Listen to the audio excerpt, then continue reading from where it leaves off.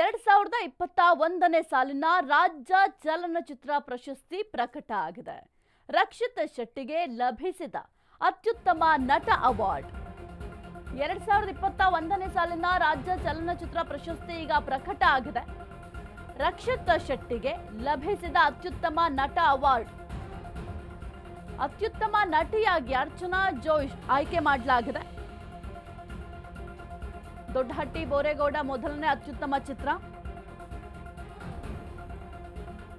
777 Charlie ಸಿನಿಮಾಗೆ ಎರಡನೇ ಅತ್ಯುತ್ತಮ ಚಿತ್ರ ಪ್ರಶಸ್ತಿ ಸಿಕ್ಕಿದೆ.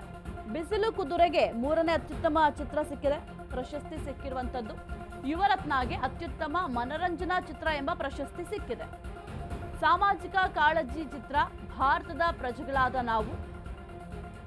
ಕೇಕ್ ಅತ್ಯುತ್ತಮ ಕರ್ನಾಟಕ ಪ್ರಾದೇಶಿಕ ಚಿತ್ರ ಪ್ರಶಸ್ತಿ ಸಿಕ್ಕಿದೆ. ರಾಜ್ಯ ಸರ್ಕಾರದಿಂದ 2021ನೇ ಸಾಲಿನ ವಾರ್ಷಿಕ ಚಲನಚಿತ್ರ ಪ್ರಶಸ್ತಿಯನ್ನ ಸದ್ಯಕ್ಕೆ ಪ್ರಕಟ ಮಾಡಲಾಗಿದೆ. ಇನ್ನು ರಕ್ಷಿತ್ ಶೆಟ್ಟಿಗೆ ಅತ್ಯುತ್ತಮ ನಟ ಅವಾರ್ಡ್ ಕೂಡ ಸಿಕ್ಕಿದೆ. ಅದು ಕೂಡ ಚಾರ್ಲಿ 777 ಅತ್ಯುತ್ತಮ ನಟ ಪ್ರಶಸ್ತಿ ಸಿಕ್ಕಿದೆ.